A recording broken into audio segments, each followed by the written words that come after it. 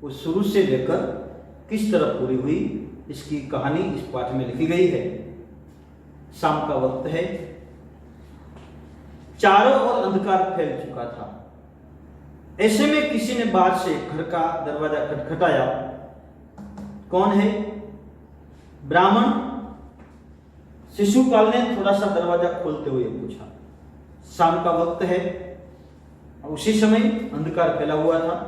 एक अतिथि उसी समय आया, दरवाजा खटखटाया। एक घर शिशुपाल नामक एक ब्राह्मण का था। दरवाजा खोला, पूछा कौन है? एक परदेशी બહાર से आवाज आई। જ્યારે દરવાજો ખોલવામાં આવ્યો ત્યારે બહાર ઉભેલા માણસે કહ્યું, એક પરદેશી છે, क्या मुझे रात काटने के लिए स्थान मिल जाएगा? શું મને આજની રાત્રિ પસાર કરવા માટે મને આજે અહીંયા એક આશરો મળશે?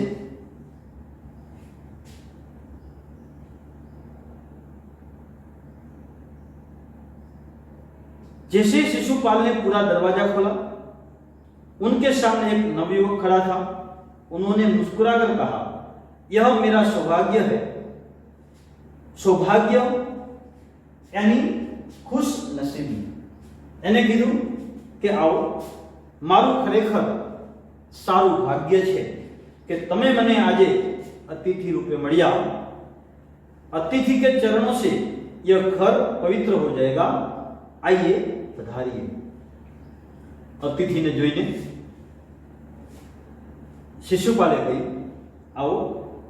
अतिथि अतिथि तो भगवान છે।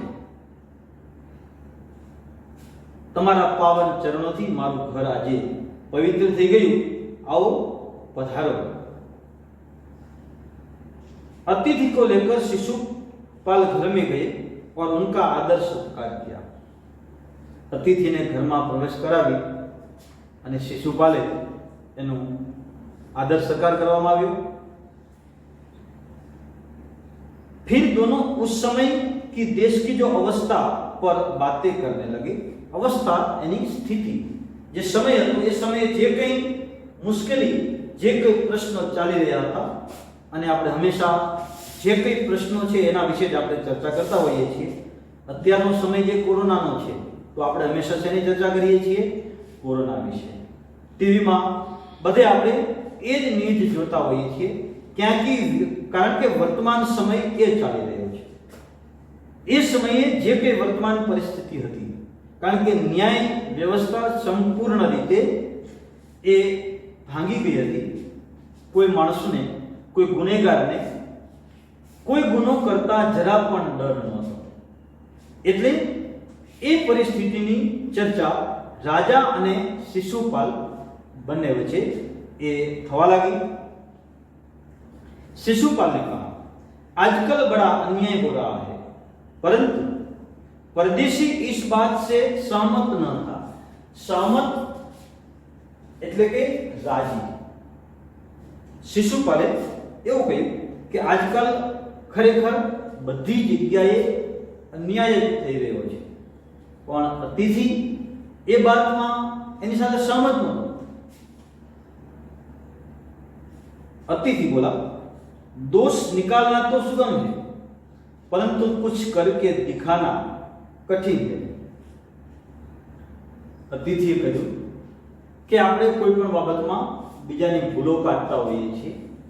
ભૂલ કાઢવી ખરેખર ખૂબ જ સહેલી છે, પણ કોઈ પણ કાર્ય કરવું એ ખૂબ અઘરું છે। બોલવું સહેલું છે, પણ જ્યારે આપણે એ સ્થાન ઉપર આવીએ અને કોઈ કામ કરવાનું આપણને કહે તો એ કામ આપણે કરી શકતા નથી। शिशुपाल बोले, अवसर मिलो तो दिखा दूं कि न्याय किसे कहते हैं। મને જો મોકો આપવામાં આવે, મને જો એક ચાન્સ આપવામાં આવે તો હું બતાવી દઉં કે ખરેખર ન્યાય કોને કહેવાય। અત્યારે જે અન્યાય થયો છે, હું જો ન્યાય મંત્રી રૂપે હોય તો ક્યાંય અન્યાય ન થવા દઉં। तो आप अवसर चाहते हैं। अतिथि કહ્યું કે તમે એવું ઈચ્છો છો કે મને આ ચાન્સ મળે તો, હા હું મોકો મળે તો એ કરી શકું છું. फिर कोई अन्याय नहीं होगा. अतिथि कीधुं कि भाई पछी क्यांय अन्याय नहीं थाय? बिल्कुल नहीं. कोई अपराधी दंड से न बचेगा? नहीं. अतिथि कह्युं कि भाई तमने एक न्याय मंत्री रूपे तमने नियुक्त करवामां आवे पछी कोई अन्याय क्यांय नहीं थाय? तो के ना नहीं थवा दो. અને કોઈ અપરાધી ગુનો કરી અને બચી नहीं सके? तो कि ना. परदेशी ने मुस्कुराकर कहा, यह बहुत कठिन काम है. बोलना आसान है लेकिन काम करना बहुत कठिन है. विचार करजो के તમે બોલો છો પણ આ કામ કરવું ખૂબ જ અઘરું છે. ब्राह्मण के लिए कुछ भी कठिन नहीं है. मैं न्याय का डंका बजाकर दिखा दूंगा. आ ब्राह्मण शिशुपाल माटे कोई अघरू नहीं.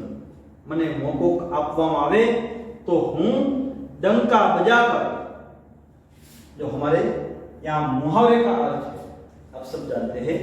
मुहावरे का अर्थ हमें दो मार्ग से पूछा जाता है. एक मार्ग है उसका अर्थ, दूसरा मार्ग है गुण है उसका वाक्य में प्रयोग.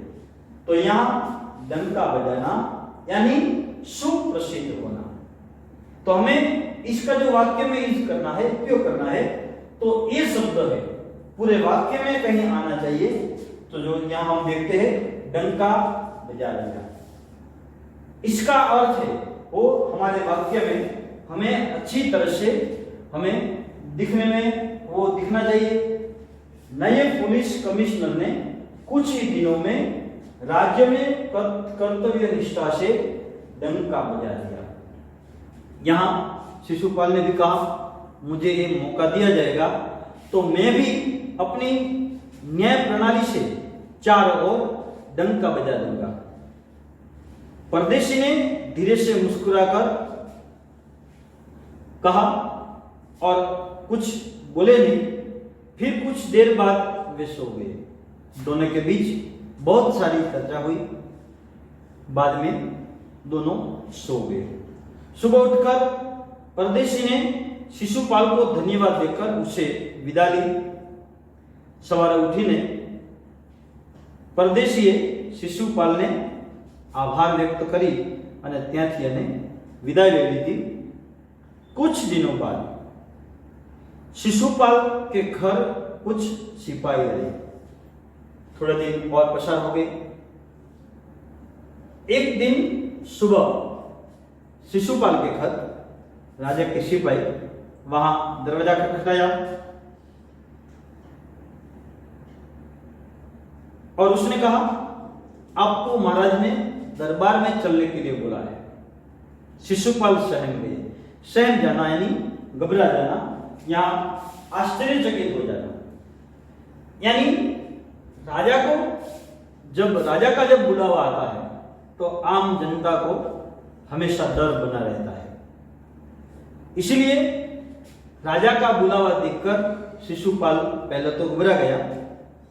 उसने सोचा थोड़े दिन पहले अतिथि के पास जब मैंने इस समय वर्तमान स्थिति जो है अन्याय चारों ओर फैला हुआ है इसके बारे में हमने चर्चा की थी, शायद उसने महाराज को ये बात बता दी होगी. डर गया. फिर भी बुलावा आया है, जाना तो पड़ेगा ही, इसलिए वो वहां गया.